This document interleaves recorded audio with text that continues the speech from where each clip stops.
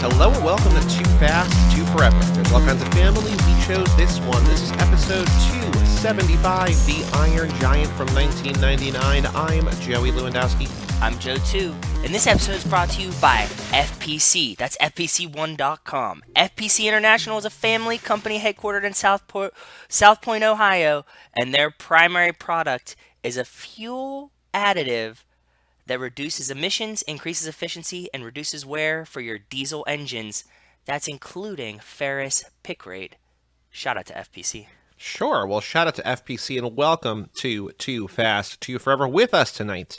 And I had to clarify because this is a guest who's been on our show before. Yes. But more recently, he's been on my other show, 1999, the podcast. And this movie, as I just mentioned, came out in 1999. And I was like, hey, do you still want to do this for Too Fast? He's like, well, or maybe I said, do you want to still want to talk about Iron Giant? He's like, is this going to preclude me from other movies? And I was like, No. well, no. And he's like, well, we just talked about the other ones. So I was like, oh, wait, no. Right movie, wrong podcast.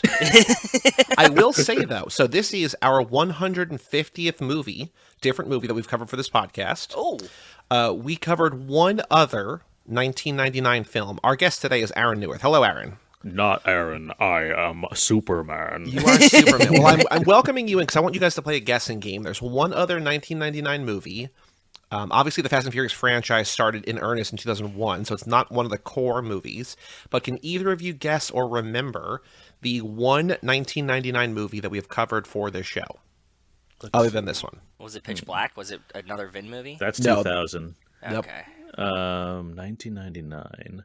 And I will say that it's one of the actors from the Fast and Furious is in this movie. It's not one of those, it's not like a car movie. It's not like a weird Okay. kind of memory loss, but there's an actor from the Fast and Furious. She's all that? No. We didn't do that one. But How about- you're not wildly far off, kind of. I figured it's something along these lines. What I was other? gonna say Four Wait, who's in Brothers. She's All That from Fast and Furious? Paul Walker. Oh, well then you're really close. Oh, okay. Oh, The good. Skulls? That's terrible. No, that was 98, I think. Joe The loves Skulls that of movie. those 2000. I love it. 2000, Deep we Blue? covered that too. Deep Blue Sea? Into the Blue? Into the Blue, that's what I meant, yeah. Deep Blue Sea is Sorry. 99, but we have not covered that Into yet. the Blue is like 2004 or 5. Yeah. No, but it is a Paul Walker movie from It's a Paul 99. Walker. Brick Mansions? No, that was too late. That was later. That's his last movie. I Yeah. can't hear myself think. I know that's Paul Walker. And I will say, we 99. covered it recently. We didn't cover for the Paul Walker lap because that was like our first lap that we did. First pit Varsity stop lap. Blues.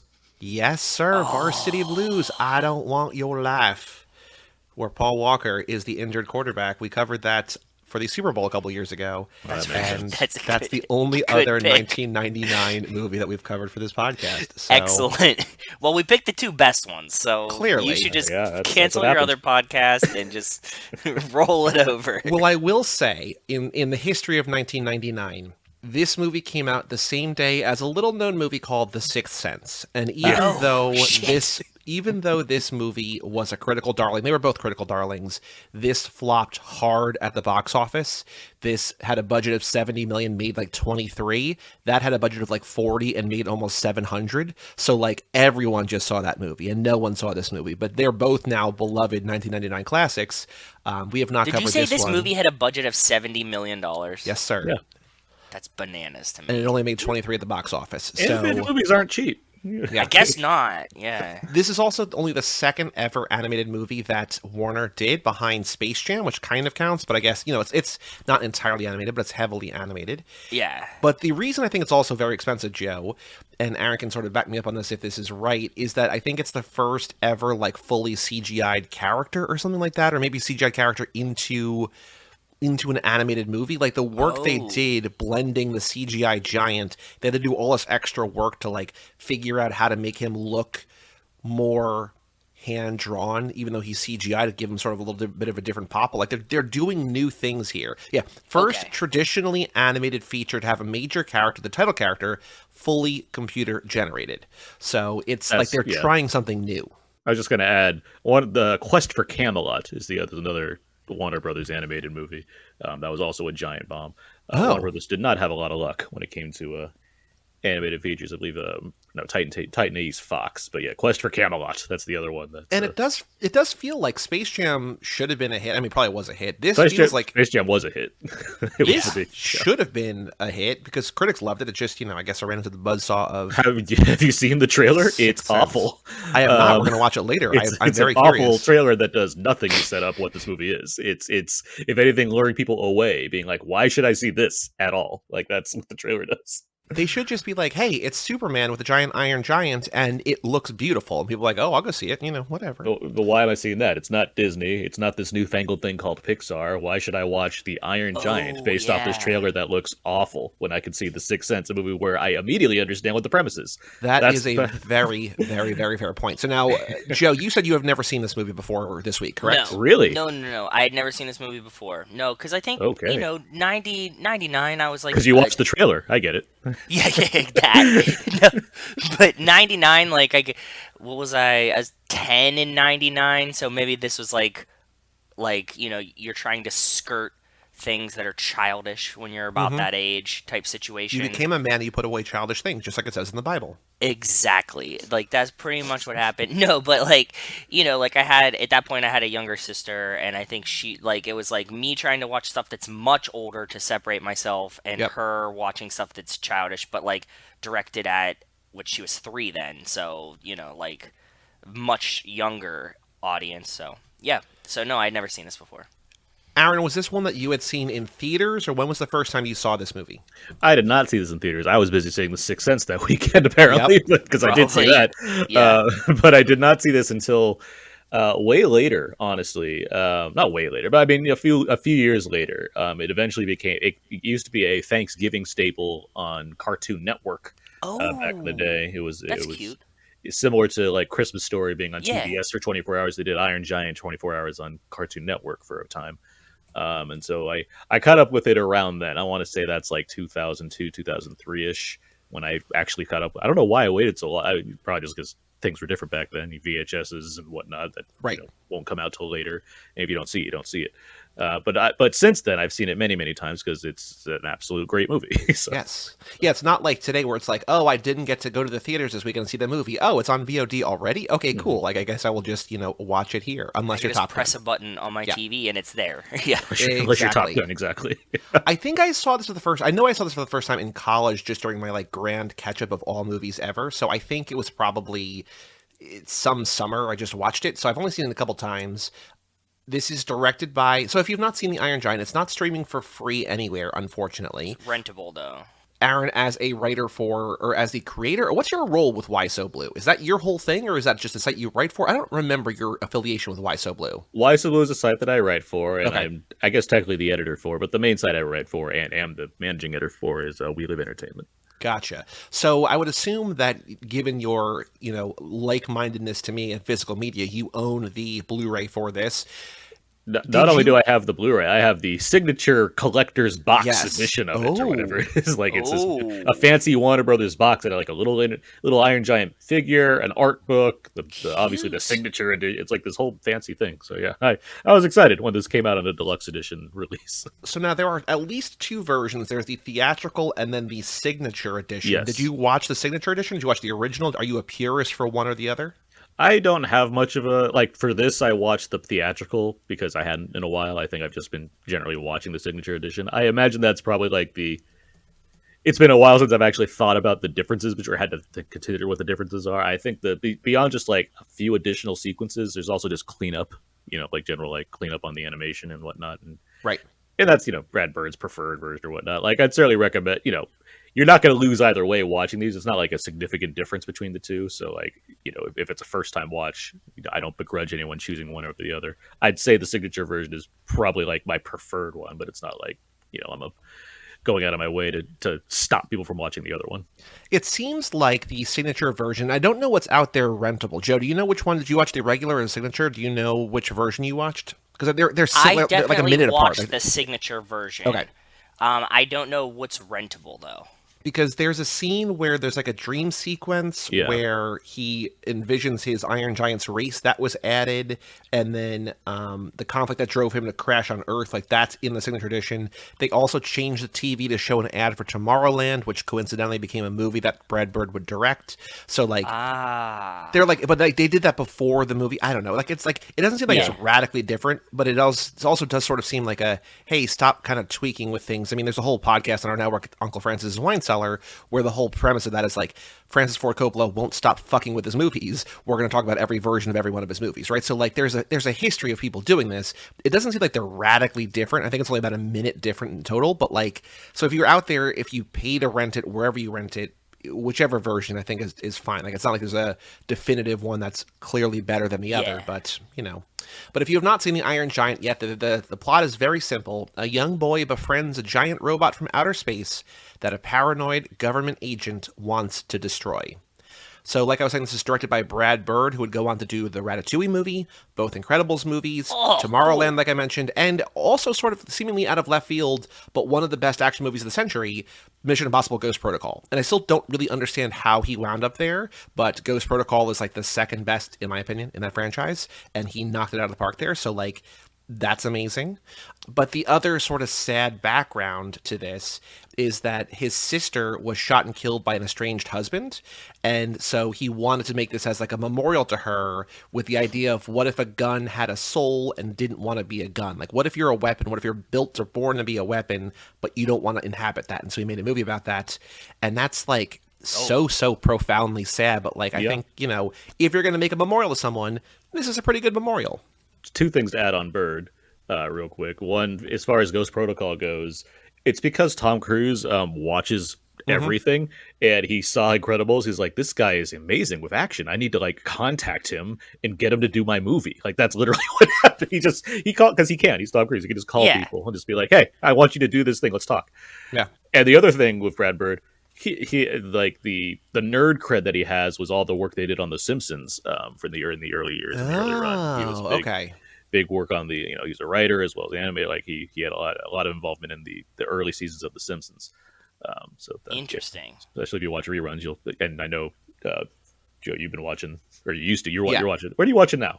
I've lost track of your Twitter threads. I stopped doing it because like there's not enough good pictures of King of the Hill. Like I'm in season 7 of King of the Hill, and I'm in season 14 of The Simpsons, a season that I do not really like the episodes. So instead of just like there are good jokes, but like I'm not like passionate about it. So I'm just like I'm gonna hold off on, you know, tweeting about these. But yeah, I'm about almost halfway through The Simpsons and about halfway through King of the Hill. I mean, any 90s kid like me knows like the golden years of The Simpsons are seasons 2 through like 11, and that's being like generous. Most people like 9 or 10, right?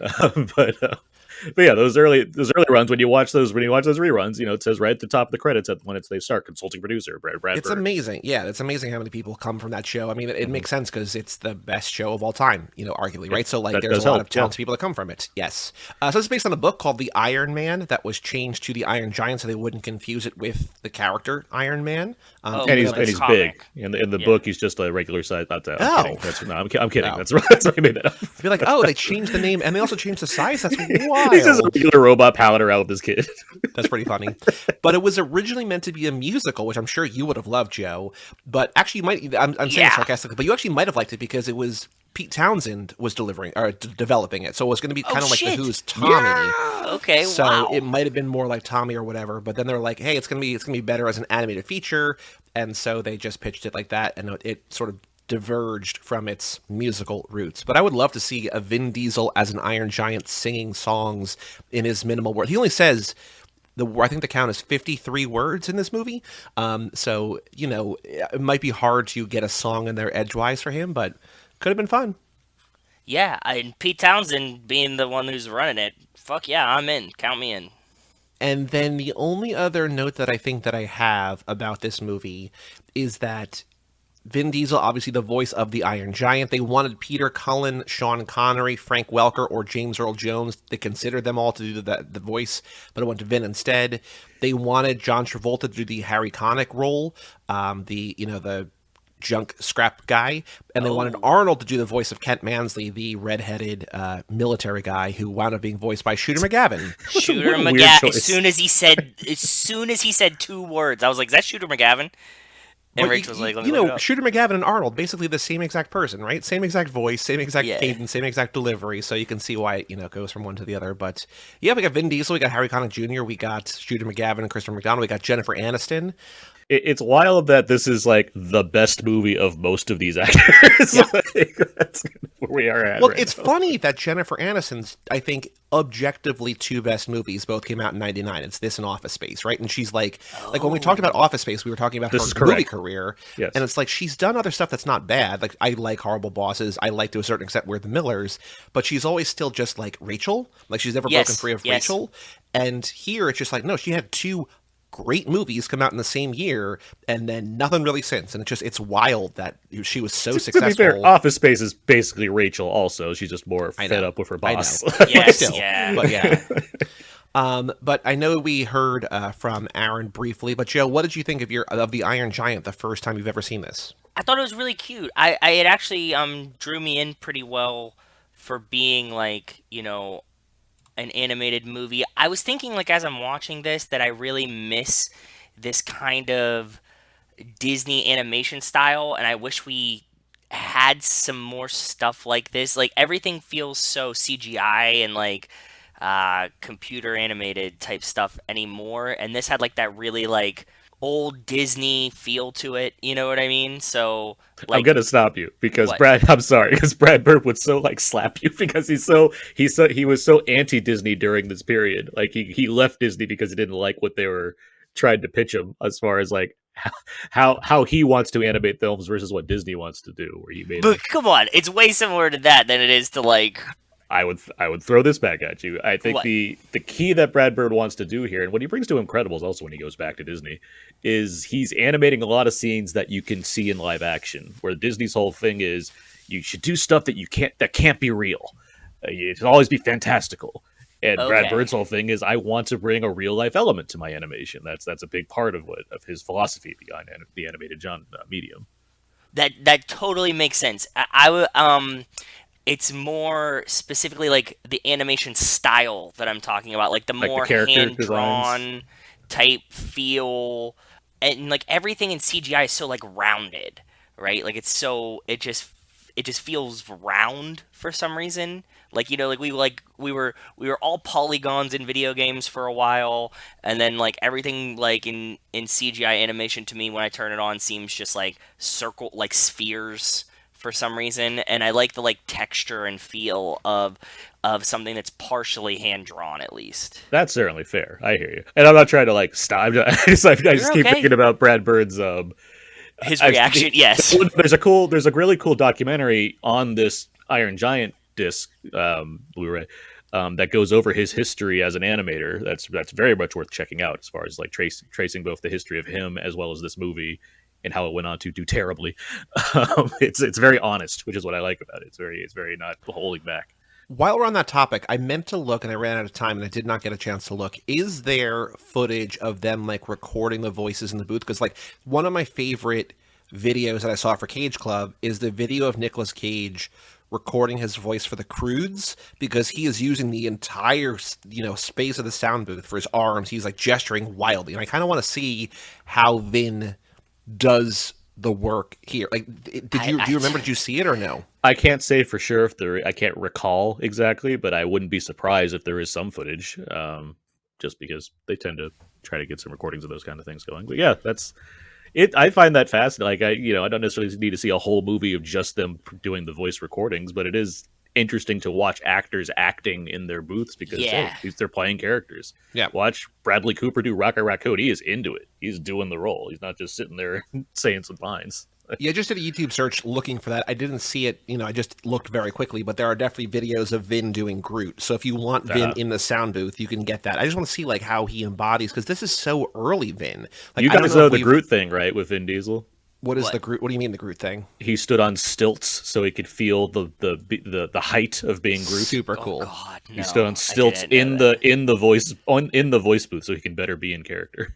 Well, I just saw a thing today that our greatest actor, Jeremy Strong lives in the clothes that Kendall Roy wears. So like he's our greatest method actor, I guess, working today. So Vin, I guess, is right there with him. He is, an honorary Roy, I guess. I mean, saying Kendall Roy, saying Strong lives in the, it's like, oh yeah, he gets to wear designer suits all the time. Yeah, he wears suits, exactly. Yes, terrible for him. I'm a real slave to the process. Yeah. But he is, I mean, there was that profile that like went viral last summer, which is like, oh, he is, committed. But that's just like another thing that I saw today. So as long as he's not, raping anybody, do whatever you want. Like, exactly. What's the problem? I think this is our earliest Vin Diesel movie that we've covered so far. Boiler Room was 2000, Pitch Black was 2000, but this is 99. Obviously, we'll cover some earlier ones from here on out, but like I think that this, comes on the heels of Saving Private Ryan, and I don't know if like I feel like animation you have to record so early, so I don't know if like he got this because of that, but this is definitely an actor on the rise. And even though he's not really the star, he's the title character here, and I feel like this is a big step forward in his career in terms of like sort of in a way leading a movie. Like this is a big deal for him, I think, career wise in his history. And it's hilarious to me that like you have this and then you have him do Groot and Guardians, and they're both characters that don't really say anything. Like those are like two of his biggest is he voice acting anything else besides like Pitch Black, which he's just playing himself? That's a very good question. Has Vin Diesel done any other voice work?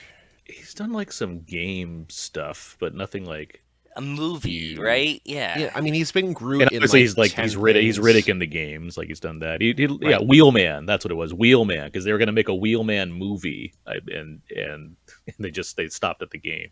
I think the Rock, I think, did something similar.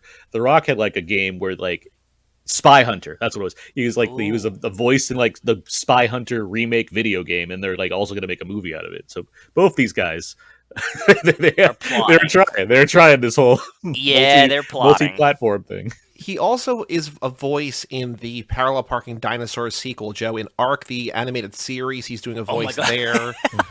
He's been Aaron, there's a joke that Ark is just parallel parking your dinosaurs, because my one friend was playing Ark for a while, and he'd be like, oh man, I had to put all the dinos back, and then like spend hours just like lining them up for no reason. So, sorry, I had to fill you in on the parallel parking the dinos joke.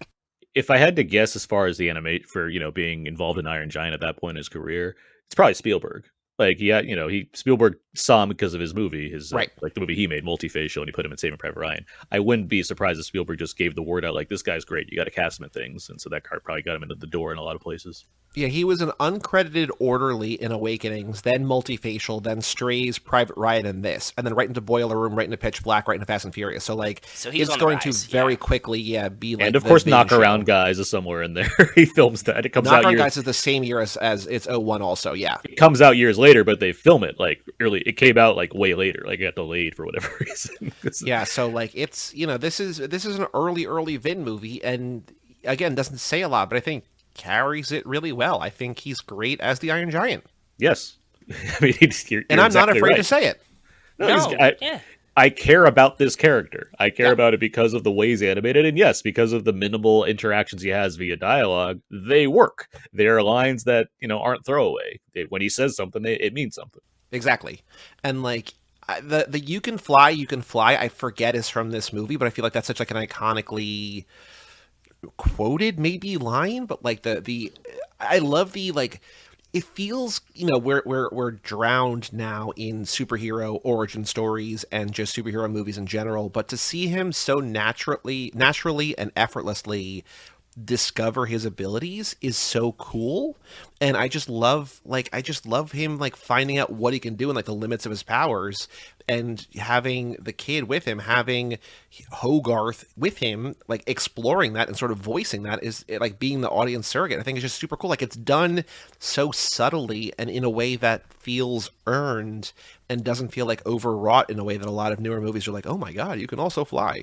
Oh yeah, this is an incredibly earnest film. I mean, we talk about Spielberg. There's a lot of ET in this movie. I mean, it's all over it, and that's not a bad thing. Whatever. It's just the inspirations are clear, and it's because it feels so genuine. Or at least that's among the reasons that this movie works so well. It's because it's so genuine. Because it's presenting something without, you know, you just talked about all these superhero movies and what have you. There's no snark in the Iron Giant. There's no making fun of the scenario that they're in. There's no winking involved, because why would you? This is just a very pure story about a boy and his robot. It's almost like painfully earnest, but like it doesn't go too far. But like I can see like if there was a little bit more earnest or something, it'd be like, ooh, that's a little too much. But like they balance the line, I think, so beautifully here. Super heartwarming to me, yeah. Very much so, and it also, you know, it has that, you know, it's a movie set in the 50s that can make fun of the, is it 50s? 57, yeah, the same. Yeah. So the same month that Sputnik launched. Exactly. Is, yeah. Done. Okay. Yeah. It has that kind of, you know, making fun of things like duck and cover. It's like it has a take on the time period, but it's not like, you know, punching down at it. It's just more of commenting in its own clever ways. Like, yes, having a duck and cover video, having constant references to the Rusties and what have you. There's little things like you wouldn't notice this because it's your first time, but like when you see the stars in the background and night scenes, there's a little star that's always going by, and that's Sputnik in the background. It's like there's stuff like that that's just really cool, like really like fun, you know, little bits that he puts in there just as the kind of really put you into that time period, but have like a perspective on it.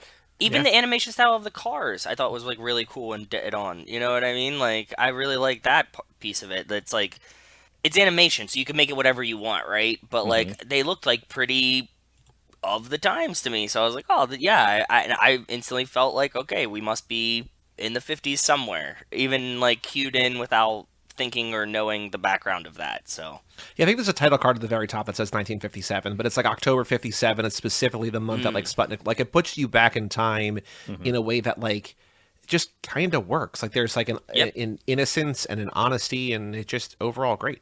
All of these characters are great. That's the other thing about this movie. Yep. Like we talked about Vin Diesel, obviously, but I think Hogarth Hughes, nominee for one of the best movie names next to Chev Chelios, of course, is a really like I love the kind of energy and curiosity and innocence that he has.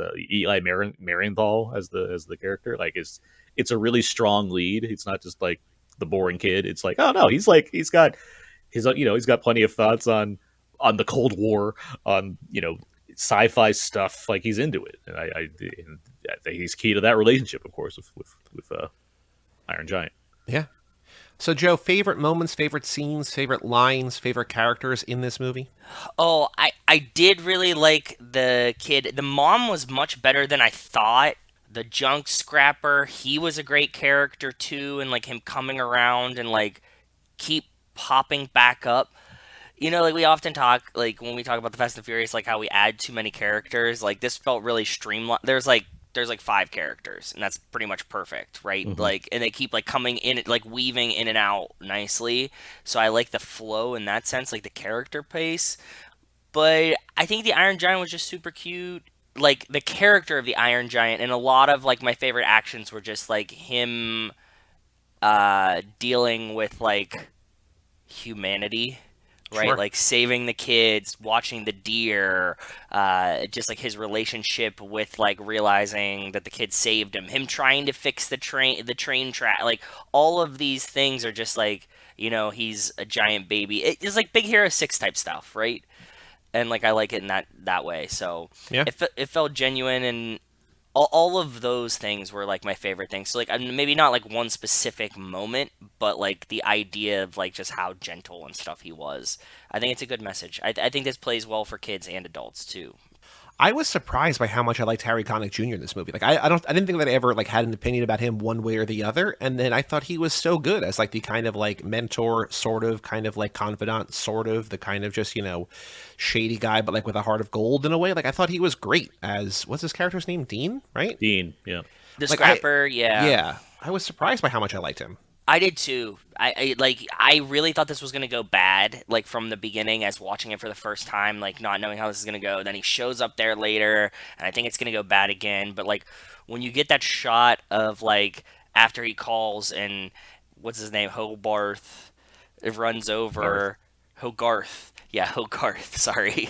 Hogarth runs over and he comes in there just like doing arts and crafts together. I was like, okay, perfect. Yes, I really like this character.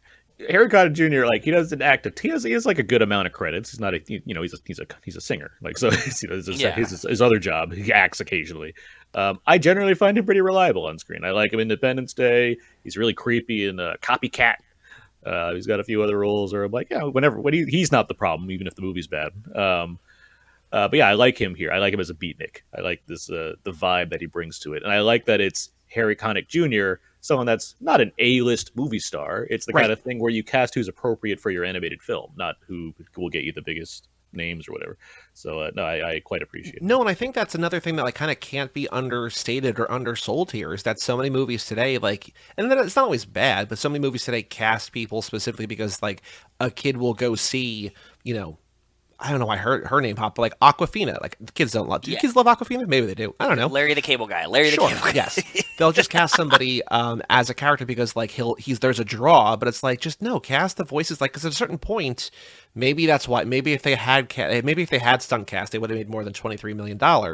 But you have the younger brother from American Pie that same year, Jennifer Aniston the same year. Just like you're getting voices and voice actors that are good in the part. And it works. It pays off. It's not just like, oh, that's XYZ. Like at this point, people don't know Vin Diesel's voice. They probably know Jennifer Aniston, but like even I don't think Jennifer Aniston like really sounds like her that much throughout. Like I'm much better with voices than I am with faces. And I mean, at that point, you're already in the theater. It's not like they're like, oh, she sounds like Jennifer Aniston, therefore I'm buying more tickets. Like it's I hear what you're saying. Like yes, they are playing characters. Don't mean to cut you off, but like no. But yes, as far as like casting for the sake of pull, like yes, is it nice to have someone that's on the most popular show on TV, Jennifer Aniston? Like sure, that doesn't hurt the movie, but yeah, it's not like you're casting Brad Pitt and Megamind. That's my worst example when it comes to like A-list stars who don't have voices for voiceover recordings. Mm-hmm. Brad Pitt's not one of them. This is not the guy you get for these things. Christopher McDonald, like these are not. They're good actors. They do their job, but yeah, they're not the ones that are being like, oh man, now I have to see this animated movie in a theater. Because it's not even like there's like stunt casting for like a single like a standalone character like the General is played by like Arlie Ermy or something. Like they're just not even that he's a draw. It's just like he's like the military guy, right? No, I recognize his voice too, though. Yeah, I don't know who. Oh, that's John Mahoney. John Mahoney is the voice. Yeah. So he's from Frasier and. Yes, exactly. That's the dad from Frasier. That's exactly who it is. I guarantee you, Arlie Ermy was contacted. He was probably busy doing Toy Story 2 reshoots because it was a very complicated role. He had to stand there and say lines that he said many times before. I will say that Arlie Ermy, this is not really a story about this podcast, though it is kind of related tangentially, but Arlie Ermy was on one of my favorite podcasts of all time, I Was There Too, which is where Matt Gorley interviewed bit actors and small character actors from movies, or they had small roles. And in the same interview, in like the same like year or whatever, they talked about movies he was training Tom Hanks and Tom Cruise. And I was like, Mike, we should do both these actors together. But like, Saving Private Ryan, he did a lot of work on, and Vin Diesel, got his big on-screen break in that movie. And so Arlie Ermy, somewhat sort of intertwined with Vin in a way, but also with my podcasting history. So shout out to him, I guess, for making me watch every goddamn Tom Hanks movie. Thanks a lot, Arlie Ermy. R.I.P. Aaron, favorite moments, favorite thoughts, anything else, any other characters, any other lines, any other, scenes that really stand out as, is this one of your favorite superhero movies, one of your favorite animated movies, one of your favorite 1999 movies? God, I still need to make that definitive 1999 list, which will be quite long and fun to organize at some point. I should do that on Letterboxd immediately, which I've been saying for years. I never really thought of this as a superhero movie. I get that. I get where that comes from. I wouldn't read that either. When you said that felt kind of weird to me too. Sorry. It's Superman. He's Superman. You're right. Yeah, I get it. Like, there's a reason that they're reading Superman comic because he's an alien that flies from outer space and has Superman powers. Yeah. What if this month James Gunn's like, okay, guys, we got all the news that you wanted to hear. Okay, Green Lantern movie on the way. Blue Beetle's still going to theaters. By the way, we have a new Superman. We cast the Iron Giant. Who? Vin Diesel? No, we cast the Iron Giant. We have the Ready Player One mock-up of the CG Iron Giant. We're just going to throw that in there. We'll put him in a suit. He's gonna play. He's not gonna be the Iron Giant. Don't get confused. He'll be voiced by Vin Diesel, but he's not Vin Diesel, and he's not. He's the Iron Giant who's playing Superman. Vin Diesel is the Iron Giant. Is Superman. I love it. I was thinking, as I'm watching this and thinking of him as Superman, I'm like, could Vin play Superman? I'm like, kind of, but also I don't think he could play Clark. Like, I think that's the holdup. Yes, no, not at all. He plays some crypt. He could play like one of the muscle guys that Zod hangs around with. Yeah, that'd be cool. Yeah, he could play the guy from Superman too. What was I saying about this movie? No, just about your favorite, like where it ranks or anything like that. Yeah, it's probably on a short list of my favorite animated. It's in there. That's a long list. Animated movie. There's a lot of good animated movies. Well, there's also a lot of good 1999 movies. Like, I don't know, like we've done like 18 features for that show, and like I kind of love like 14 of them. Like it's I know that we're like we're cherry picking the best ones, but like there's a lot of goddamn good movies that year. It's a really great movie. That's the bottom line right there. As far as like scenes and stuff, for one thing, Christopher McDonald I think is my favorite character in this movie. I think he's so pitch perfect doing what he's brought to other villain roles as Kent Mansley here. I think really works well as this kind of blend of the paranoia of that time and just being a Christopher McDonald type character. And my favorite scene is probably that montage of him and checking in on Hogarth and calling him, sport. The shots of like sport, bud, hi, pal. Yeah, like this that thing. Yeah, that stuff I think is really fun. So many wonderful Iron Giant. I really like because it's an animation thing too. Just thinking of like every shot costs money when you look at animation. So like that shot of the Iron Giant where he has to fix the train tracks. Yes, and he's so trying to get it right as far as like arranging that one track in just the right way, and then he still gets hit by the train anyway. Like that's a really like great sequence. I like the way that plays out. And then obviously when the bomb goes off, like that's just if you're there, you're there. That kind of thing. No, I think this is a movie that I did not take a lot of notes on because I was just watching and enjoying, but I feel like it really, like, it doesn't start slow by any stretch of the imagination, but I feel like it gets even better as it goes on. It builds nicely, talks a little bit more, as he learns a little bit more, as things go on, as he has more agency over, like, who he is and what he's doing and how he's able to help this town. Like, I just think that there's so many good moments toward the end of the movie. Like, the final act is just, it's so good. And I think what we were saying before about like using characters sparingly, having them all like in one scene at the end, and basically like all like we're about to die, like duck and cover, like okay, LOL. But the Iron Giant's like, no, I'm going to save this town. I'm going to go do a good thing. I'm going to earn my brownie points. And again, it builds into such a nice thing. Also, without credits, this movie's like 80 minutes long. Like it's very nice, very short, wonderful. I'm stupid. I forgot my actual favorite scene. Go for it. It's when they're all playing, like him, Dean, and the Giant are all like hanging out, and they're playing at like the lake or whatever. And the Giant does a fucking cannonball into the lake, and it takes all the water away. And Dean's sitting there with the newspaper, and he puts it down, and he sees a wave coming out, and puts the newspaper back up again. And then he gets washed out. And then he lands on the road, and the guys in the car is like, you know what? Yeah.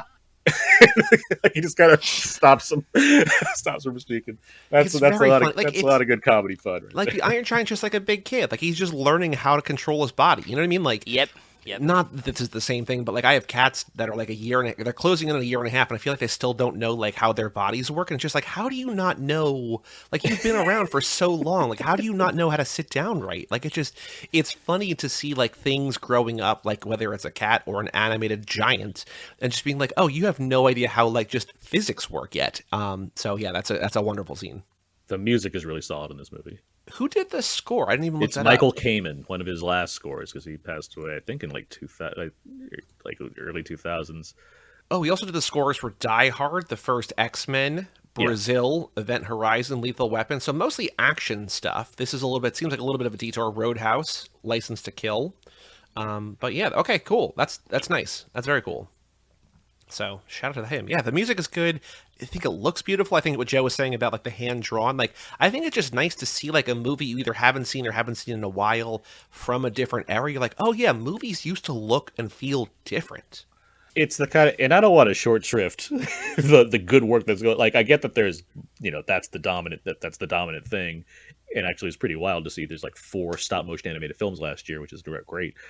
Yeah, the hand drawn animation is such a it's not like CG just pops up overnight and it's easy, but like seeing, like you're saying, kind of having a more tangible version of what this is, knowing that so many hands were literally on this to make it come to life.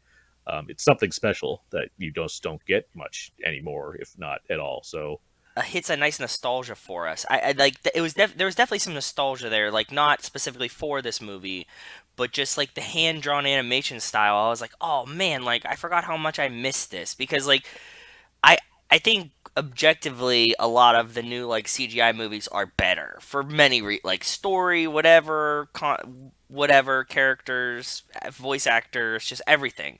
But just like losing that like yeah that tactile feel of the like somebody drew this and you could see like when you see a shot on a hill that you're like oh yeah like look they drew all these rocks and we're looking at up this hill because it saves them from having to draw it 50 times. You know what I mean? Like it's not like moving, and I think there's something cool about that to me.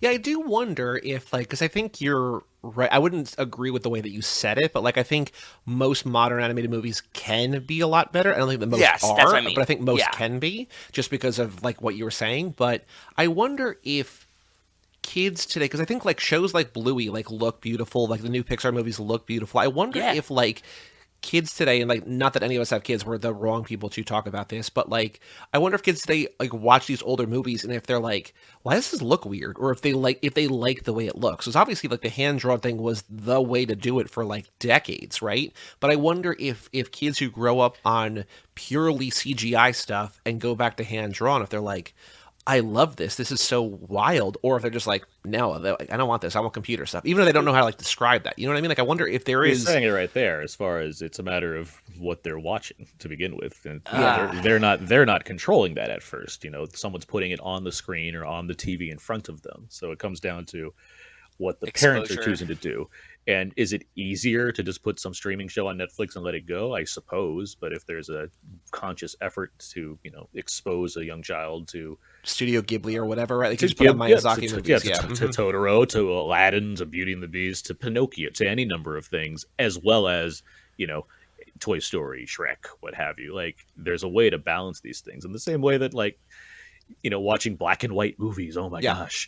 Yeah, Like yeah. like this is like I was raised on Hitchcock. Like that's what my mom showed me Hitchcock movies when I was young. So it's like I've never had I've always had an affinity to older period of time as along with the newer stuff coming out. But not everybody's the same, and I'm not begrudging anyone for having different experiences. But like when it comes to kids, Yeah. you ideally, in my eyes, if you want them to recognize the amount of great stuff that's out there, it's just about mixing the what you're showing them. I think, speaking of Hitchcock very quickly, I forgot that we did Spellbound for this show because like I was looking to see other 99 movies and I just sort of by date added or like date it came out and I'm like, when did we do Spellbound? I was like, oh, memory loss lap. But we did so many movies so quickly in the pandemic that I don't remember. I was like, when did we do Spellbound? It's like, 2 or 3 years ago, but like, who knows? But yeah, I think that there's just something to watching a thing from a different time. That's just wonderful. Like, going back and watching these like 70s car movies where they're actually doing like real stunts and they're not quick cutting away and like they're letting Yeah. things actually like they're capturing it in the camera as Yep. opposed to like, oh yeah, like whatever, we'll just fix it in post or like they're not or, whatever. Like there's stuff like again, to the animation point from earlier from Joe, movies today can be better than ever, but like too often they just aren't for any number of reasons. And so just going back and watching a thing from a different time is nice. And I think that watching this movie for any number of reasons is a thing you should do. I think the fact that it's a period film also makes it just gives it doesn't give Yeah. it a timeless quality, but it gives it a whatever you want to call that version of nostalgia, as far as it's set here and it has a distinctive feel because of that, because it's not only not only a hand-drawn animated movie, not only is it a sci-fi movie, but it's a movie that's set in the 50s. And it has a little extra something, I think, going on there that adds to it, given the simplicity of the story, yet it has these ideas and whatnot kind of bursting through. Yeah. Joe, any final thoughts on the Iron Giant? Anything that you took a note of or you Yeah. thought of that we haven't Only talked about? only the relations to the Fast and Furious things that like we get another movie where like Vin is invincible essentially. Yep. He has a run-in with a train, very much like the first movie.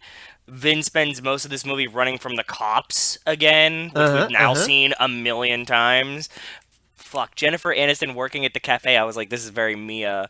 Like, this could be Toretto's Market and Cafe and Diner. So. I was thinking as I was watching this, I was just like, are there Fast and Furious? I'm like, no, I guess there's not really. And then like the fact that like those are all like very obvious, very in your face, not like, oh, there's like a tech guy and he's like Jesse. It's like, no, those are like overt, like Invincible running from the cops working at a diner. It's just like, oh no, those are like all like pretty hardcore connections. Fast So and Furious. Yeah, that's what I was laughing about. Dean lives kind of outside of town in his own area, just like Vin and in F9. Mm-hmm. Hanging out at like a scrapyard feels very like that's not like overly Fast and Furious, but it feels very Fast and the Furious, like the backyard of like Vin's garage, right?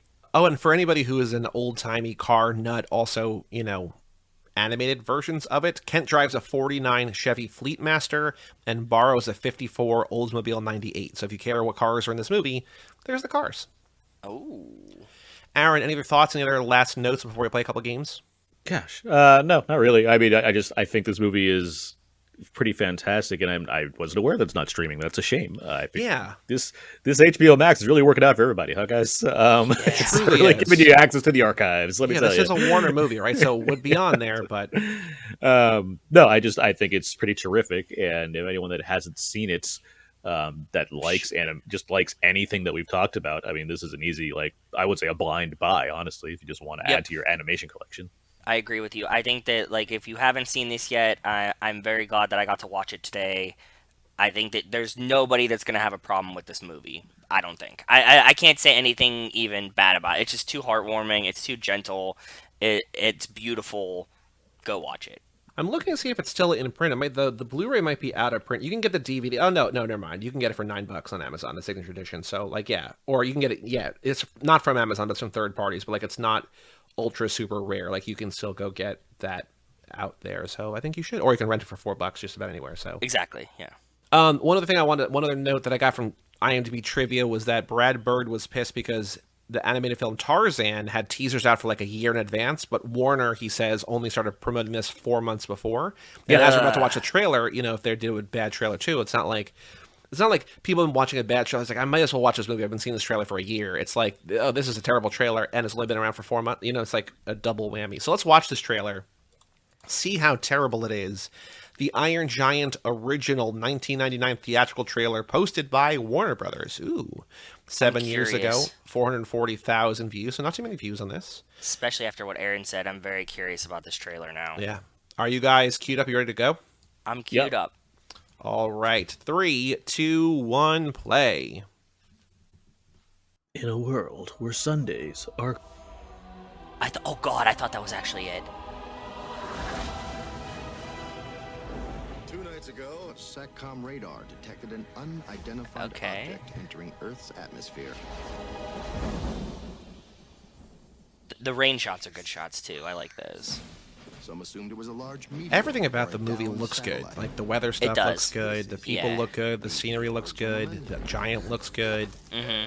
This is something much more dangerous.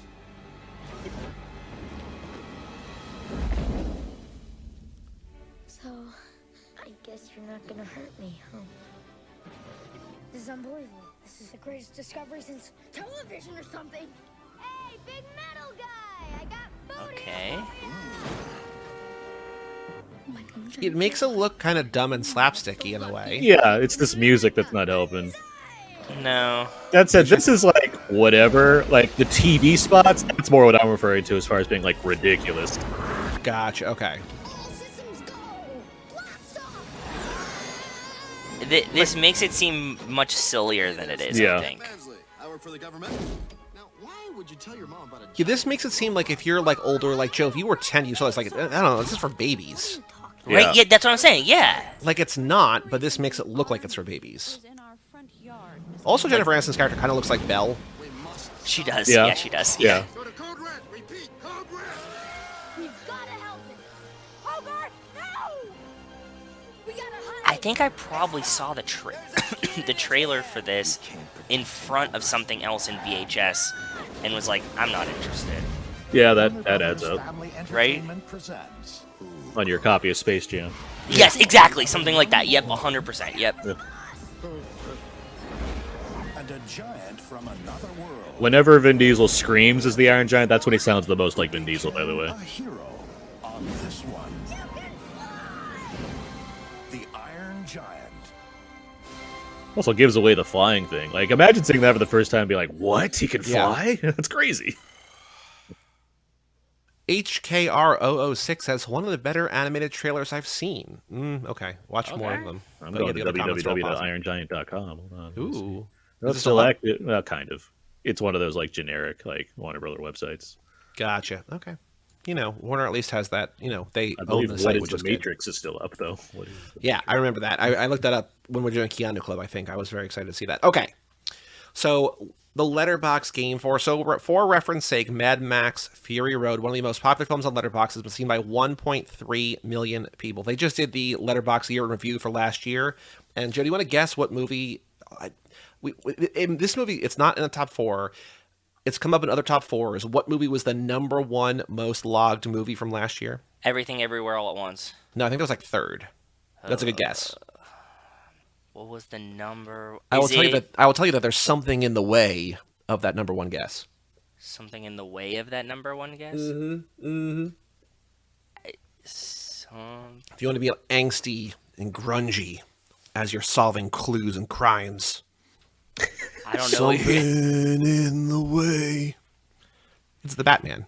Oh, that makes sense. Okay. Yeah, that makes sense. Yeah, like it's already like 1.5 million, and it came out like last March, and this is 1.3. You know Batman, what I mean? March makes it feel like it was almost the year before. I know. Me. Like, we did that late last year for movies, and I'm like, it came out this year? Jesus. Yeah, exactly. Yep.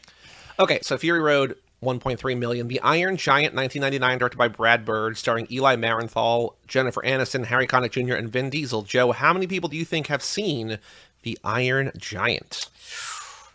It's animated, 99. 99's a big year, but this movie's kind of heartwarming. I bet people watch it a lot. I'm going to go 57,000. Okay, Aaron, you want to guess? I would go significantly more, I guess, by that. You can go. Yeah, you can. There's no wrong way to play the game. Yeah. I'll give it a healthy 300,000. How about that? You are both too low. Got to go higher. Wow. I figured. Wow. Is it the Million Club? No. It's not in the Million Club. Okay. Then I will say 750,000. 750, No. okay. 422. Joe, you're kind of close, but somewhere in between 420 and 750. 515. One more guess, Joe. 438. 482,000 people. That's a ton. Average rating of 4.2, which has it as the number 223rd highest rated film on Letterboxd. Jeez. Most common a 4, then a 5. Overwhelmingly, people that I follow give it 4.5 or 5 stars. How many people out of those 480,000 have this film in their top 4 of all time? It's a bunch. 1,000. Okay, Aaron? I'll say 3,000. You're both still too low. Jeez, 5,000. 15,000. 5. Joe is basically spot on. Again, it's that 0.1%. It's 4,900. Just basically 0.1% But this is of like people. an older, like being a 99 animated movie. Like even like with I was like, okay, like I get like a ton of people have seen it, but like. I Wow, think that's this a is the ton. kind of movie that a lot of people who become Letterboxd junkies grew up on. Like, not me, Yep, but like, yep. I think it's like, this is my favorite kids movie or whatever, right? Because again, Yes. it's a kids movie that like anybody can enjoy. So we're going to go... Brad Bird crosses into that geek territory Yes. also. Yeah. Yeah, that's fair. Yep. We're going to go to Bear Lee Andre, Bearly, Andre with a J at the end, who gave it 5 stars, said, "Can't believe I keep crying at a piece of moving metal, which can say like 10 words. 5 stars. Okay. So Barely Andre's number 4 favorite film of all time is The Iron Giant. I picked Barely Andre because their first 3, are 3 of the most popular, most obvious, and sort of widely considered the best Letterboxd movies of all time. Parasite, number 3. Joe, number 1 is another movie you just said not too long ago. The Batman. Nope, the one you said before that. Oh, fuck, what did I say? Oh, Everything Everywhere All at Once. That's number 1. And then number 2 is another Letterboxd darling. We have covered it on this podcast. And Aaron, a hint for you, the other reason I picked this account is because this is kind of, I think, maybe not kind of, maybe definitively, my White Whale Blu-ray. This is not out. This has not been released. But I want this version of a thing more than any other movie. Oh, I know that story, but I don't know what the movie is. You've covered it on this podcast? Mm-hmm. Mm-hmm. And I like that this is a listing. Here's another hint that might help Aaron more than Joe, but maybe both. I don't know. This is kind of like a sort of an in between kind of listing that sometimes gets taken off Letterboxd and sometimes gets put back on. But it's a very specific kind of cut of a movie that we have covered on this podcast. Oh, is it? I would love to have, but I don't know if it's ever going to be released. I mean, I think it could be. Like, there's nothing stopping it other than the director just, putting it out there. But like The Abyss or no, True Lies? Or nope, no, that because those have been released. This version has never been publicly viewable. Oh, the single cut of Kill Bill. Kill Bill, the whole bloody affair. Yes, I want that so bad. You've seen it? I saw it at the New Beverly Theater, the Quentin Okay, Theater. Yeah, so you went into Tarantino's second home and were like, "Hey, can I see your movie?" And he's like, "Yes, sir, you can." That's how it works. Yeah, I walked up right to him. I stood there, and he's 7 feet tall, so I got to his chin and said, "Yeah, let me." Is he really tall in real life? Do you know? He's a. Here's the thing about Hollywood, as one who's gone to various junkets and what have you. Everybody in Hollywood is very short, with the exception of Quentin Tarantino and Jeff Goldblum. He's apparently 6'1". Uma is 5'11", so he casts a tall woman, but he's 6'1", which is Uma, I can see her being tall, but I imagine Tarantino's he's 5'0", right? He's a tall guy. He's a tall drink of water. Wow. Yeah. Okay. I don't think anybody has ever described him as a tall drink of water before. That might be new, but a tall line of cocaine, maybe. When I saw these random things. I was at the Scott Pilgrim versus the World premiere, and I saw him there, and I walked up and was like, "Oh, he's much taller than I expected." Yeah. Quentin Tarantino. I would have had the same reaction, bud, because like I said, in my mind, he's 5 feet. Because I walked by Seth Green, who could fit in my pocket, so I'm like, okay, everybody really is short. It's ridiculous. Well, that's the other thing. It's Tom Cruise is listed at 5'7", but he's probably 5'4". There's also the inflation of what the actual height is, but there's no reason to over or under exaggerate what Tarantino's height is. If Google says he's 6'1", he's probably 6'1". Harrison Ford was tall. I remember Harrison Ford being really tall. Yeah. And being like, "Oh, damn, you're much taller than I anticipated." But Google says he's also 6'1". Yeah. Yeah, and it doesn't help that Carrie Fisher's 4'9". It didn't. Yeah. So I mean, it's she's 5'1". He looks tall is the other thing. And Mark Hamill is 5'9", and Jeff Goldblum is 6'4". Jeff Goldblum Aaron's is ginormous. Yeah, and Gina Davis 6 foot flat. So a very tall couple that was very fascinating. Once upon a time. I think about this stuff a lot. Wow, thank you for blowing my mind with Tarantino. Because of the whole bloody affair. That's right. Yes. I when it came out originally and it was still DVD, I refused to get the DVDs. I'm like, surely any day now they're going to announce the whole package in one thing. What gave me hope was that I wanted to hold out on Grindhouse because I'm like, they're going to release the Grindhouse as the 3-hour cut, and they didn't. They announced all these special editions or whatever, and I was like, okay, I'll buy these, and then I bought the DVDs first, and then the Blu-rays, and then years later, they're like, all right, here's a 3-hour cut. I'm like, finally, they finally came out with it, which is cool, but I'm like, okay, do that with Kill Bill now that, and they still haven't. See, so. I didn't wait for, so the thing I was waiting for was Sin City. I was like, Rodriguez is good at this. He's like, yeah, we have another edition coming out of Sin. So I waited for that, and it came out. So that gave me hope for Kill Bill, and it never happened. So I eventually caved and bought the DVDs. Then I bought the Blu-rays. The same thing with Grindhouse. That's where I'm like, I'm not falling for this again. So I got the steel books that they had at the time for Death Proof and Planet Terror. Those the old red DVD steel books. Yeah, exactly. And then eventually the cool Blu-ray came out that has everything on it. So. Yeah. Well, thank you, Aaron, once again. Actually, before we say goodbye, what's your White Whale on Blu-ray? Not a thing that is out of print, but is there some version of a thing? Because you are like me. I think maybe the only other guest we've ever had who actually still buys Blu-rays. Maybe Mark Hoffmeyer does. I don't know, but is there something that you want to own? Oh, I know he does because he posts pictures, and I make him buy things. But is there something that you want to own, like the whole Bloody Fair? That just basically I would also like to see Topher Grace's 85-minute cut of Star Wars, but I'm not a Star Wars junkie. I don't really care about that. I just think that's interesting, but is there something that you're I know this exists, but for whatever reason it's not out there? Is there something that you really got an want? answer. What's yours? Mine is the 7-screen experience of Kanye West's movie Cruel Summer. Boy, that was only played in the desert and then never fucking anywhere again. And Kid Cudi's the main star in it, and he had to build it in the desert with 7 screens for no fucking reason. I just want to see it once, but he only showed it twice in the desert, and then it's fucking gone. Oh, so. actually, you know what I want? It's not as hard as that because like I could just do it myself. But I want them to put out the shining forward and back, like the overlapping, or like the Wizard of Oz, like just like all those like if you line it up with the dark side of the moon, it's gonna blah blah. Like just that's just so incredible. do it. I watch you know what I all mean? the time. Just do it, like put it out there, right? So yeah. But Aaron, do you have an answer? Is there something that you really really want? I'm trying to think of something that like doesn't exist in any form because there's like movies that like there's a few that like finally came, like The Limey is one of my favorite Soderbergh movies. Yeah, one of my favorite movies that finally came out on. I had the DVD forever; it never came out on Blu-ray. It finally came out on 4K last year, and it looks wonderful. So like the best example in that regard is like Panic Room, where there's only a DVD, there's not a Blu-ray. I love Panic Room, and they keep supposedly saying that there's going to be a 4K release, and then that doesn't happen. Well, in that regard, I'm sure you were as excited as I was that Inland Empire finally coming out on Blu-ray in March. Like it's a shitty looking movie kind of on purpose. I'm curious to see what it looks like on Blu-ray. But because he has that he shot like Spike Lee with Bamboozled. It has that digital photography before digital was like or like high whatever it is before Lucas and Rodriguez were like, hey, we can do this.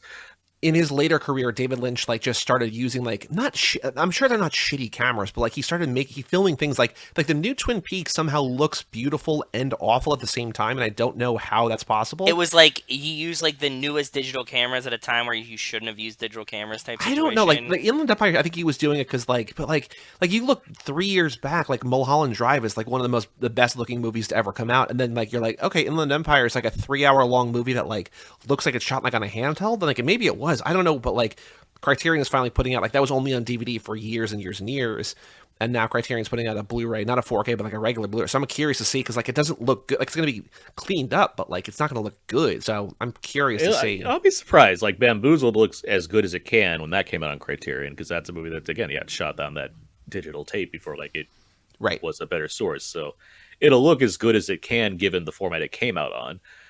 And like David Lynch is like covered. Like Criterion eventually will just have everything that he's done. Like that's been seemingly one of their main missions. Yeah.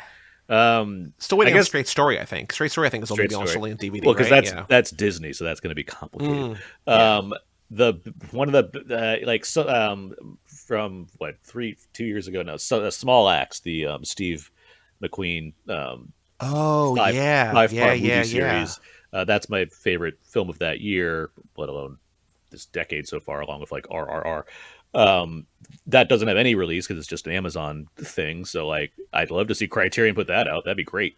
Well, that's what happening. Like there were so many things where I'm just like, oh, I don't need to buy that because that'll always be on Netflix. And then with HBO Max like delisting things, I'm just like, this is not why delisting, things. deleting shit. Yeah, that is not the right logic to have. Like this is why you have things on. But like it bums me out that like like a movie that I love like Never Going Back is only on DVD. Like they don't like, and I think that was like I don't even know that's still in print. Yeah, like that's not, you can't buy it. Like I don't own that because like you can't own like a nice copy of it. Like it just like I own it. I bought it on Amazon, but like I don't own a physical version, which I want to own. I want to own every movie that I love, and like I can't because like they just like largely stopped making them. Correct.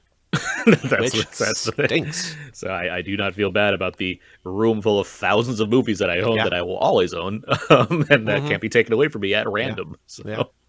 I'm good for having no internet. I'm not good for having no power. Like that's one thing that like I can't survive that, but I can survive no internet because that's gonna be good. But Aaron, thank you so much for joining us to talk about the Iron Giant and nerding out on Blu-rays and stuff. Speaking of Blu-rays and what you write about, where can people find you online? What's going on in your world, podcast wise, writing wise, so on and so forth? Well, I host a podcast called Out Now with Aaron and Abe with my friend Abe. We talk about weekly movie releases, and we like to have these special fun bonus episodes as well. We are currently at the point where we do our top 10 films of the year episode, which is always a lot of fun. That podcast is that you can find that anywhere you can buy podcasts. Everything I do ends up on my personal blog, thecodeofzeke.com. I write for Wheel of Entertainment, where I put my movie reviews, and Why So Blue, where I put Criterion and Blu-ray reviews. And I am on Twitter at Aaron's PS4. Cool. And Aaron was just on not too long ago our Toy Story 2 episode for 1999 the podcast, and he will be back over there before too long for some movie and back here before so too long. But if you want to stay in 99, stay with the sound of my voice and Aaron's voice, go check out 1999 the podcast. We talked about Toy Story 2, where it's just like, who doesn't love these movies? So yeah. We talked about a lot of things on that episode. That was a very tangent-heavy episode. We talked about much more other stuff that we talked about Toy Story 2. Like, we talked about, I think, every other Toy Story movie more than Toy Story 2. But at one point, Aaron's like, hey, should we talk about this movie? We're like, I guess. So, Yeah, that was fun. Speaking of animated movies, Joe, our next episode, actually, Mike, I think the next episode is going to come out is going to be The Life in the Fast Lane next week. But also next week, we're recording exclusive to patrons is Ralph Breaks the Internet, Wreck-It Ralph 2, with Giselle, with Gal Gadot as basically Giselle in that movie. Also Vin Diesel as, I think, Groot somewhere in that movie. That is Michael McGann's patron pick. That will be out exclusively on the Patreon. We've also got Life in the Fast Lane next week, Furious 7 after that, and then in 3 weeks, we just mentioned his name a little bit ago, but Mark Hoffmeyer will be joining us to talk about one of his favorite Vin Diesel movies. Oh, boy. The Last Witch Hunter. That's certainly a movie that was made and shot on cameras. That Mark loves.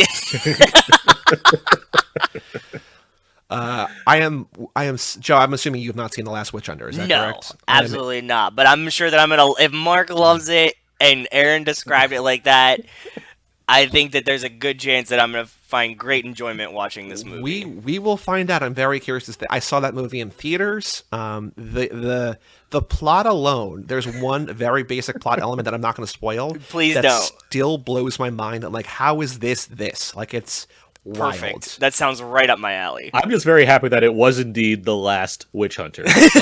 No more. No more. I mean, you could do The Last Witch Hunters. You could do a sequel. There's another one. There's two of them. Two Witch Hunter. In the ether. Yeah. But yeah, so we got some good stuff coming up. Furious 7 with Montez, and then The Last Witch Hunter and Ralph Breaks the Internet, which would be very, very cool. Then our next main episode will be Life in the Fast Lane. Some news. We got a date on the Fast 10 trailer coming out Feb 10, so we'll do a bonus episode on that too. Very, very exciting. Oh, so the week that our last Fast 10, Fast X, sir. Are you pronouncing it Fast X? That's how I've been saying it for since 2015. So yes, that's exactly what I'm saying. Well, there's the whole Fast 10-year seatbelts, jurisdiction. Or whatever. I said this on this show. That's dumb. Fast X. I know it's dumb, but I don't know. But I mean, who knows? Maybe Vin will know what's movie, because he's just like Fast and Furious 9, F9, Fast and Furious Presents, the Fast Saga. 9 Saga. Yeah. They don't make these movies easy to name. No, unless you're in England, which we learned. But yes, The Fast and Furious 10. That's what we'll call it. We'll call it The Fast and the Furious 10. But for all things The Fast and the Furious 10, you go to cageclub.me, facebook.com/TooFast2Forever, or at TooFast2Forever on Twitter, Instagram, and YouTube. Email us. We've got a very big mailbag for next week, so keep emailing in. family@cageclub.me. Check out our Patreon page. Get those bonus episodes. The Ralph Breaks the Internet. We are 30th bonus, so you don't want to miss those at TooFast2Forever.com and our store over on TeePublic. And again, come back next week for our Life in the Fast Lane, number 5 or 6. I don't know. I'm Joey Lewandowski. I'm Joe too. And that was Aaron Neuwirth of Out Now with Aaron and Abe and Why So Blue and We Live Entertainment and Aaron's PS4 and this podcast and lots of other things. And we'll tell you all about it when we see you again.